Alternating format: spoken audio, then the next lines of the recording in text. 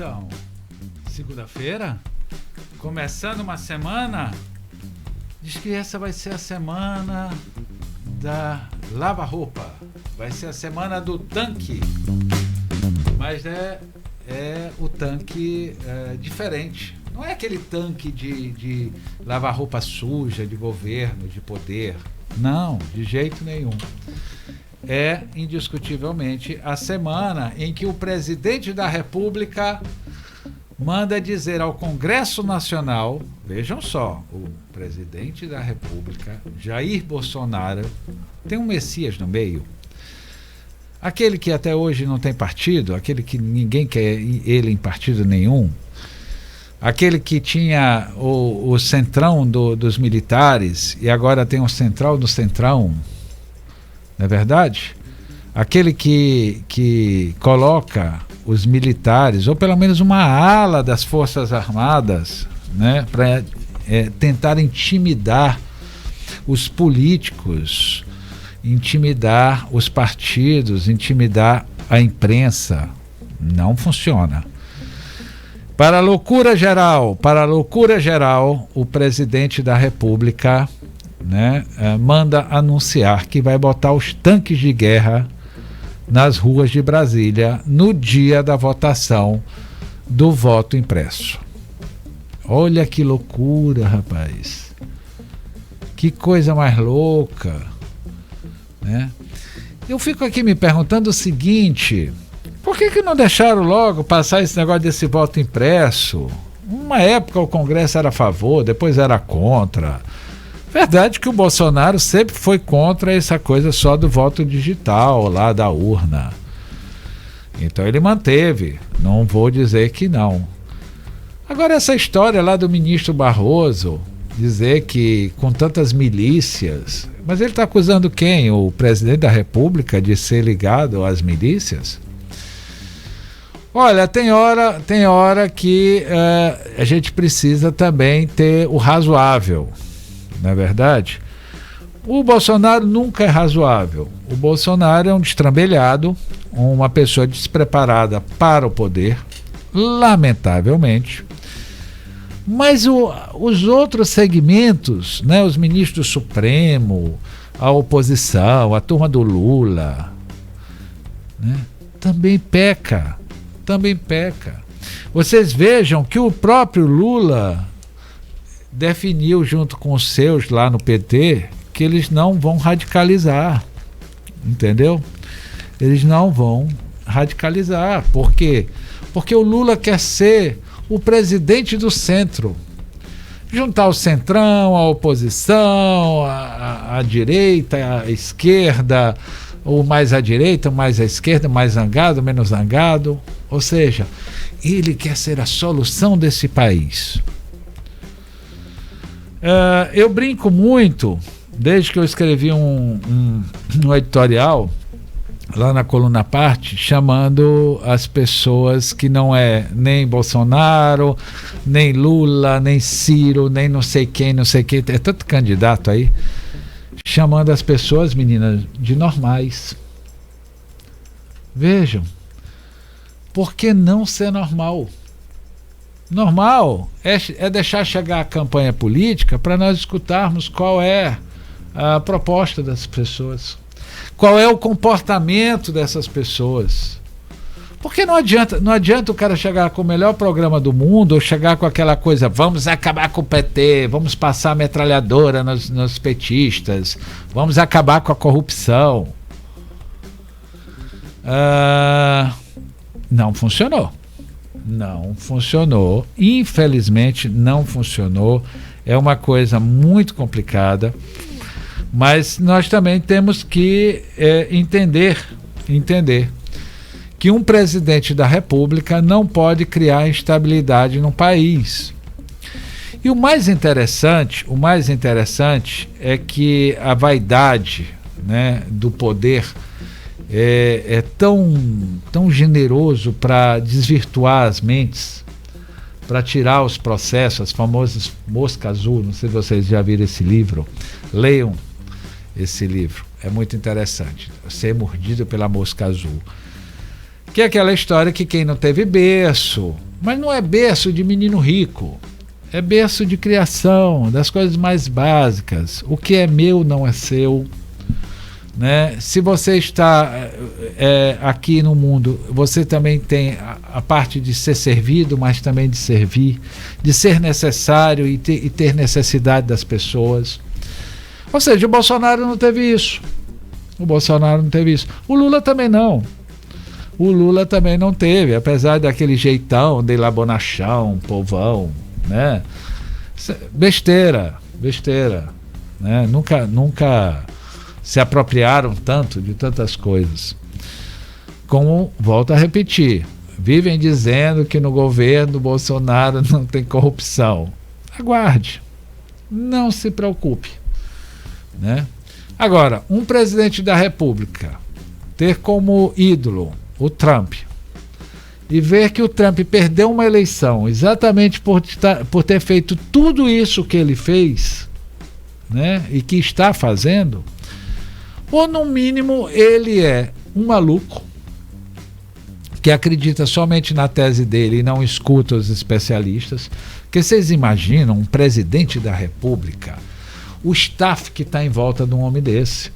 Ele pode contratar os melhores especialistas, os melhores estrategistas, os melhores caras de logística, de leituras políticas, cientistas políticos, dos mais renomados do mundo inteiro. Não só na política nacional, mas na política internacional. Tal fato que o Lula fez. O grupo que cercava o PT, né, tecnicamente, não eram petistas.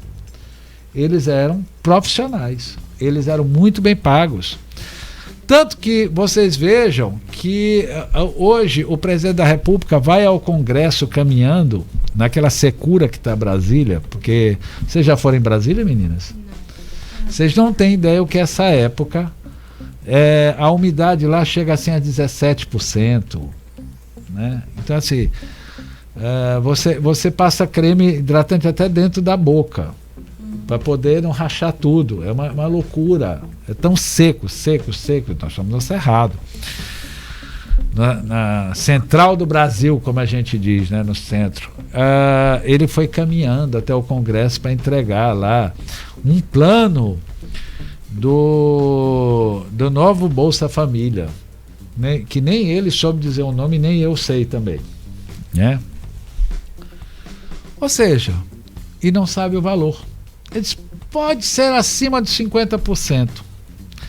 E vocês vejam o seguinte, o Lula copiou do Fernando Henrique, né, transformou o Bolsa Família como a redenção da pobreza, da miséria, e aí disse que ia tirar todo mundo da miséria. Aí disse que tirou 40 milhões de pessoas da miséria. A miséria que eles falam não é tirar da miséria você ter capacidade de ter uma renda que compre comida. Nós estamos falando de uma bolsa que dá R$190 para uma família que normalmente tem de 5 a 7 integrantes. Né? Vocês gostam muito de um fast food, né? Sim. R$190 para 4 pessoas num fast food dá muita coisa? Não dá. Você até pode encontrar ali um lugar que tem um sanduíche mais barato, né, um derrama-óleo, né, um mata em pé, aquela coisa toda. Mas R$190 não é dinheiro. Você imagina uma inflação de 15% e você quer ajustar 50% a mais em cima disso. Não cobre nem passando aqui, não cobre nem não cobre, né? É que a diretoria passa e a gente passa para olhar. Não cobre nem a inflação. E aí o cara vai lá e tumultua, né, para dizer que tá vindo, que vai ser um plano eleitoreiro. Por quê? Porque o PT prometeu que em 10 anos acabaria com a miséria. né? Porque ele tinha um plano de ficar 20, 30 anos no poder. Conseguiram ficar 12, se eu não me engano. Porque tiraram na marra, porque senão estaria até hoje. E aí o cara vai lá e lança um negócio desse, igualzinho. Ou seja, é um cartão eleitoral. Olha, meninas, é o seguinte, vocês são a nova geração. Eu quero dizer a vocês que nós estamos lascados. Que nós não temos caminho. Que você imagina o presidente da República que diz que vai botar os tanques na rua para intimidar o Congresso Nacional. Na verdade, ele não está dizendo que ele vai botar por causa disso, mas no dia da votação, né? Não sei. Você imagina um país que um presidente da Câmara, que o presidente da República gastou 2 bilhões para eleger com emendas, tem 100 pedidos amparados de impeachment na mesa dele. 100 atualmente na gaveta, se não tiver jogado no armário. Só que o presidente manda um aviso, né, da Câmara de Deputados manda um aviso ao presidente da República dizendo que ele tem o botão do sinal amarelo, né? Não sei o que quer dizer isso. E ao mesmo tempo você vê as mobilizações, né, as centrais sindicais, aquelas mesmas que sumiram. Porque é uma coisa impressionante no poder, e vocês pararem para observar isso, né? No poder é o seguinte, quando o governo é de esquerda, eles vão lá, fazem greve, botam a boca no trombone, né? Aí entrou o governo Jair Bolsonaro. Primeira coisa que eles fizeram, acabaram. Isso já foi no outro lá, que ficou no lugar da Dilma. Acabaram com financiamento obrigatório, né, para os sindicatos. Ou seja, existia mais de 700 sindicatos. Era tanto sindicato que nem as centrais sabia quantos sindicatos existiam, acho que nem o Ministério do Trabalho. Tu, jornalista, né, tu era obrigado a pagar para você poder trabalhar. Você tinha que pagar o sindicato, você sendo filiado ou não. E sindicato só serve para uma coisa, gente. Botem uma coisa na cabeça de vocês, para em conjunto você brigar por salário, por benefícios obrigatórios, previdenciários, então, nada mais do que isso. Esse negócio de discussão de categoria, entendeu? Isso é tudo balela. Todos os sindicatos são usados pelos partidos políticos, pelos movimentos financiados internacionais, tudo isso que eles falam é verdade. Não há como. Entendeu? Eles estão prometendo agora para o dia 18, deixa eu confirmar essa data aqui, para o dia 18 de agosto, né, convocando servidores municipais, estaduais e federais, greve geral contra a reforma administrativa. Olha, a reforma administrativa já está na hora de acontecer.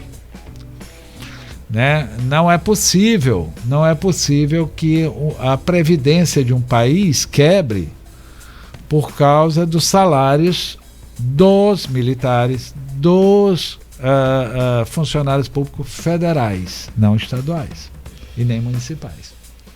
Então tá na hora de acabar a palhaçada. Eu não sei se vai acabar a palhaçada ou eles vão acabar com a palhaçada da gente.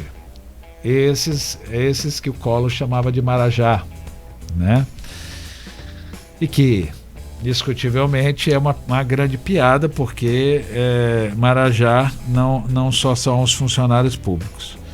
Ou seja, não vai dar em nada. Mais uma vez, não vai dar nada, só é para enfraquecer e provocar a ira do Bolsonaro. O que eu faço a pergunta é o seguinte: eu tenho que arrumar a minha mala e fugir do país?